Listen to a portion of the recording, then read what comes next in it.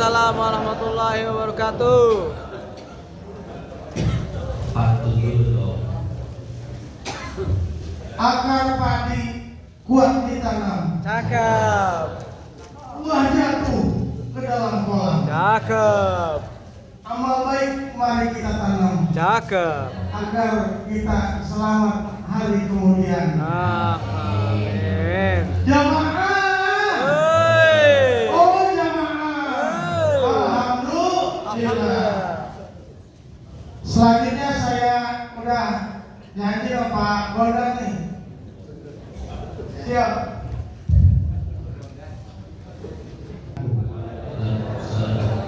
Yang pertama dan yang utama, mari kita sama-sama panjatkan puji syukur kehadirat Allah Subhanahu wa taala. Alhamdulillah saya bisa hadir yang minggu kemarin agak sedikit tersendat. Yang saya hormati Pak Ustadz dan saya berharap Pak Jokowi ada nggak? Alhamdulillah ada ya. Colek itu dong. Jadi amat sangat mendalam nih Pak Ustadz.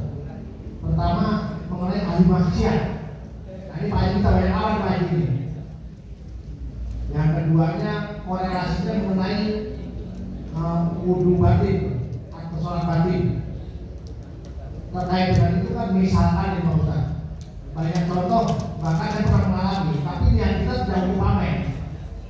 Oleh karena waktu dan tempat, sehingga begitu kita bisa ambil air wudhu, kita sholat menggunakan pakaian seragam kita yang ada jengkolnya sebagai bupati, sebagai lurah, sebagai camat. Kalau kita mau mengikuti apa yang disampaikan tadi kan harus kita coba dulu Ustaz. Nah, kaitan korelasinya dengan hubungannya, bukankah kalau kita ingin menghadapi yang terbaik Ustaz, gunakanlah apa yang terbaik bagimu, sehingga nanti di sana dia akan membelamu kan gitu. Mohon maaf nih, betul tidak seperti itu. Tapi pernah ada saya dengar bahwa kaitan mengenai menghadap Allah itu adalah penggunaan yang terbaik. Kalau punya baju pun harus baju yang terbaik. Bahkan ibu-ibu kalau punya bandai ibu dipakai semua kalau itu. Sehingga nantinya di sana akan membantu kita orang ceritanya Ustaz. Nah, ini mohon dijelaskan korelasinya itu Ustaz. Yang kedua saya juga dapat pesanan Pak. Mungkin karena yang pesan ini kurang pede kali atau gimana, sehingga pesan kepada saya kaitannya dengan tasawuf. Mukhtar Ghazali tadi ya. Imam Ghazali kan mengatakan bahwa beliau sebelum menjadi tasawuf kan menjadi dosen, guru besar dan segala-galanya. Nah, begitu sudah menjadi tasawuf ternyata beliau masih tetap tidak meninggalkan itu gimana korelasinya Ustaz? Salah saya dulu Ustaz, mungkin masih banyak yang bertanya dan saya amat sangat berharap dari pihak ibu-ibu nih. Jadi jangan nomornya jangan saya doang Ustaz. Jadi kesannya bertanya menggodam itu tugas. Memang saya melaksanakan juga dari sebelum aja untuk selalu bertanya. Pertanyaannya mohon maaf mungkin pada kawan-kawan yang lain kurang begitu berkualitas. Karena prinsipnya saya hanya meramaikan slide TikTok ada gitu Ustaz. Salah saya itu dulu Ustaz. Saat ini dengan Bapak dari Ketua Wassalamualaikum warahmatullahi wabarakatuh. Waalaikumsalam warahmatullahi wabarakatuh. Rasulullah sallallahu alaihi wasallam bersabda, "Innallaha la yanzuru ila suwarikum wala ila ajsamikum wala ila ajsamikum walakin yanzuru ila qulubikum wa a'malikum." Sesungguhnya Allah itu tidak pernah melihat jasad dan tampilan luar kalian, tapi yang Allah lihat adalah hati dan amal kalian. Maka Pak, sholat itu boleh pakai seragam apa aja, boleh pakai baju apa saja, karena Allah tidak melihat seragam kita, tidak melihat tampilan luar kita. Yang Allah lihat adalah hati kita. Kalau seandainya tampilan luarnya pakai seragam polisi, tampilan luarnya pakai seragam pejabat, dasi, gak jadi masalah. Yang penting hatinya. Ketika menghadap Allah, jangan rasa pejabat jangan dibawa, rasa tentaranya jangan dibawa, rasa dihormati orangnya jangan dibawa. Jadi yang penting apa? Hati. Ya. Nah, jadi seperti itu. Jadi tidak jadi masalah ya, Pak Bondan. Kemudian yang kedua, tadi Kiai Mukhtar Ghazali ya, Imam Ghazali. Imam Ghazali. Ya, banyak dosen-dosen juga ya sekarang ahli tasawuf, tapi tidak meninggalkan kedosenannya, tidak meninggalkan dunia akademiknya. Nah, itu bagaimana? Nah, jadi apa yang dialami oleh Imam Ghazali itu bukan patokan khusus bayan. Jadi setelah kenal tasawuf bukan berarti harus meninggalkan dunia akademik, harus meninggalkan usaha, harus meninggalkan jabatan. Enggak. Tasawuf itu ajaran hati, ya. Pejabat gak jadi masalah, titelnya pejabat, zohirnya pejabat, tapi hatinya harus tasawuf. Zohirnya pengusaha pakai dasi, tapi hatinya harus tasawuf. Karena tasawuf ini akhlak, Pak. Nabi diutus untuk memperbaiki gaya atau untuk memperbaiki akhlak? Akhlak. Akhlak, Pak. Ya. Innama bu'istu liutammima makarimal akhlak. Aku diutus untuk memperbaiki batin, untuk memperbaiki hati, memperbaiki akhlak. Maka apapun gelar kita, apapun pakaian kita, yang dilihat oleh Allah dan yang diperhatikan oleh Nabi itu adalah akhlaknya. Baik. Nah, jadi seperti itu hadirin sekalian. Jadi ukuran seseorang baik dan tidaknya di hadapan Allah itu akhlak, baik, bukan pakaian. Ini Bapak Ibu terkadang masih terpaku sama pakaian sih. Ya. Kalau ingin tahu ini orang derajatnya seperti apa di sisi Allah, lihat akhlaknya. Walaupun dia seorang polisi, kalau akhlaknya bagus, Pak, di sisi Allah bagus ya. Dia pejabat tapi akhlaknya bagus, bagus di sisi Allah. Dia pakai dasi, pakai seragam bintang 5, bintang 7 kayak Buyon 16. Atau bahkan dia seorang pemulung yang di hadapan kita mungkin tidak ada harganya, tapi kalau akhlaknya bagus, maka orang tersebut akan menjadi berharga di sisi Allah Subhanahu wa taala. Kurang lebih seperti itu, wallahu a'lam. Bismillahirrahmanirrahim. Assalamualaikum warahmatullahi wabarakatuh. Waalaikumsalam warahmatullahi wabarakatuh. Tentang mengenai masalah ujian. Mana ya? Menurut banyak orang masalah ujian kaya atau susah, sehat atau kena penyakit, katanya itu termasuk ujian. Betul itu Pak Ustaz? Yang saya tanyakan, gimana caranya menanganinya masalah orang kaya sehat, orang susah kena penyakit terus. Itu saja Pak Ustaz. Assalamualaikum warahmatullahi wabarakatuh. Waalaikumsalam warahmatullahi wabarakatuh. Pertanyaannya tadi gimana? Orang susah, Sakit. Ujiannya. ujiannya. Diuji. Orang susah kena penyakit terus gitu ya? Iya. Maksudnya gini Pak Ustaz, gimana kita menangani masalah kesabaran itu Pak Ustaz? Memahami masalah kesabaran. Ya, atau gimana cara menanganinya itu Pak Ustaz? Terima kasih Pak Ustaz. Jadi diuji kesabarannya di mana, Ustaz? Katanya kalau lagi kena penyakit. Iya.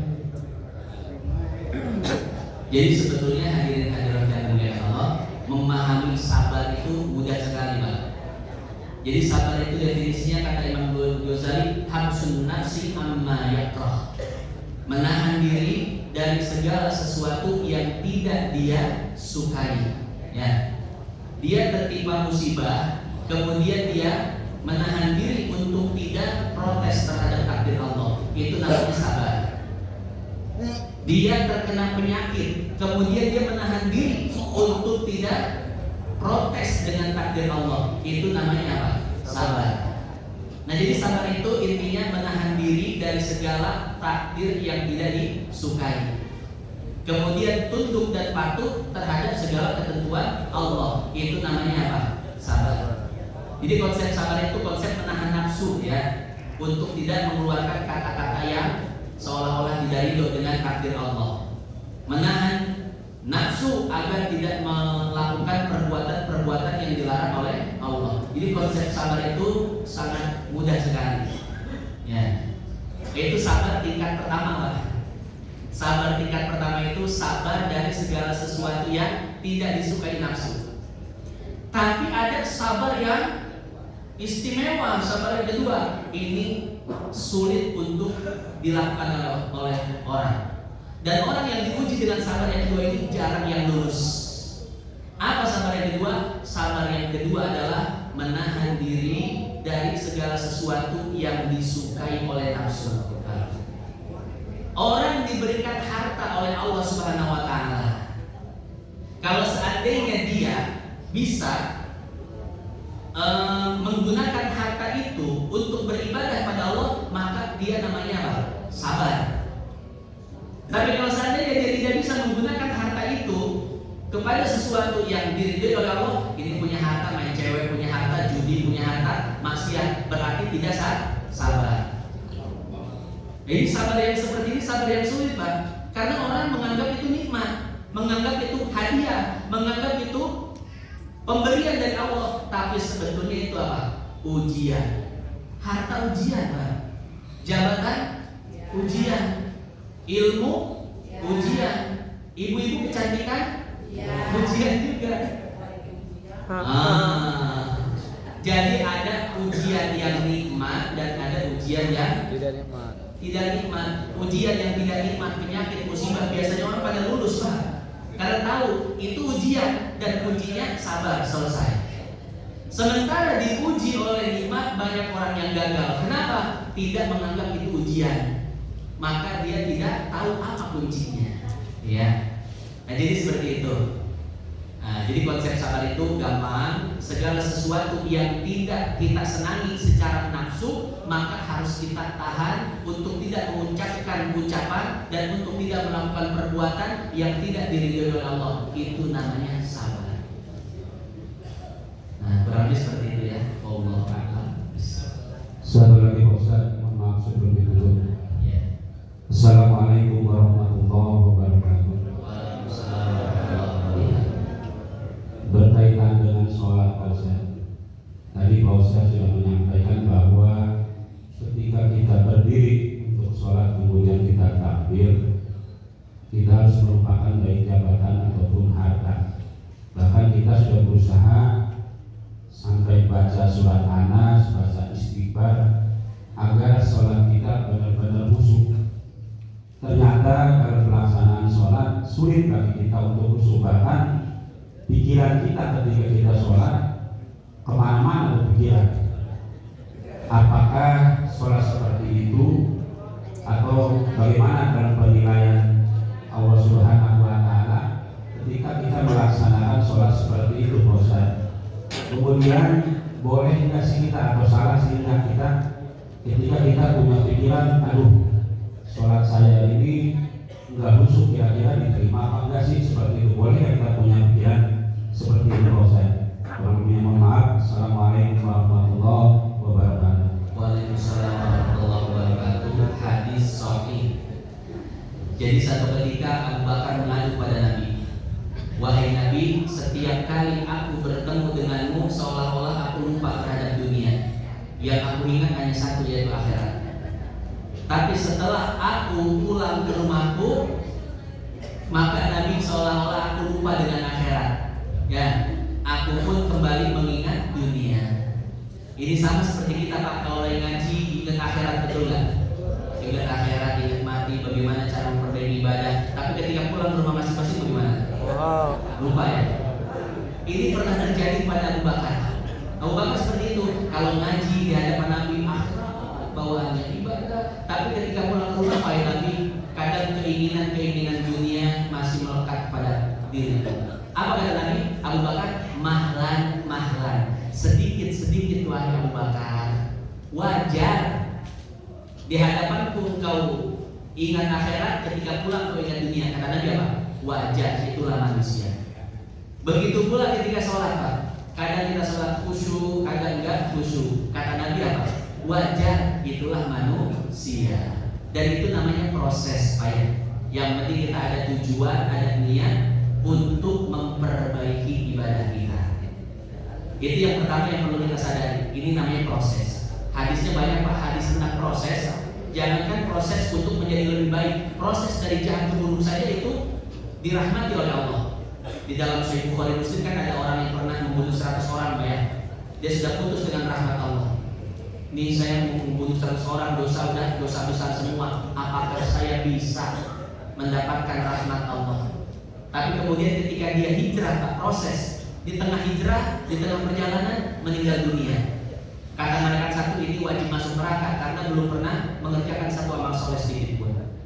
Kemudian kata malaikat yang kedua, enggak, ini harus masuk surga karena sudah taubat. Kemudian kata Allah, coba hitung jarak tempat maksiat sama tempat tujuan, tempat orang baik, tempat orang soleh. Setelah diukur ternyata lebih dekat tempat orang soleh. Padahal jalannya baru selangkah dua langkah, kok bisa? Nah, disitulah Allah berperan. Kata Nabi, Allah mengatakan pada kampung orang soleh, mendekat, takor Robi. Kampung orang jahat, tabak menjauh. Jadi di sana ada proses, di sana ada rahmat Allah Subhanahu Wa Taala ketika seseorang sedang menjalani proses. Jadi orang proses, Pak, orang proses mau hijrah saja, mau menjadi baik saja, Allah kasih rahmat. Apalagi kita insya Allah sudah baik, kita ini menuju proses yang lebih baik, bukan yang baik lagi, yang lebih baik. Maka tentu itu akan mendapatkan rahmat dari Allah. Kurang lebih seperti itu ya proses. Allah Ta'ala. Terakhir, berarti tadi sholatnya diterima nggak gitu ya? Atau kita punya pikiran sama Allah, jangan-jangan ditolak. Itu tidak jadi masalah. Punya kekhawatiran seperti itu tidak jadi masalah, dengan syarat kekhawatiran itu konotasinya konotasi baik. Jadi kan perkataan seperti itu, sholat saya diterima enggak ya? Itu kan ada dua konotasi. Kalau konotasi baiknya berarti itu mengagungkan Allah. Ya Allah, saya rendah, amalan saya sedikit, kira-kira engkau menerima tidak? Ini konotasi baik, Pak. Itu enggak jadi masalah. Tapi kalau seandainya itu konotasinya buruk, percuma sholat, belum tentu diterima, ya enggak? Itu konotasi suzun baru, konotasi buruk, itu yang tidak boleh.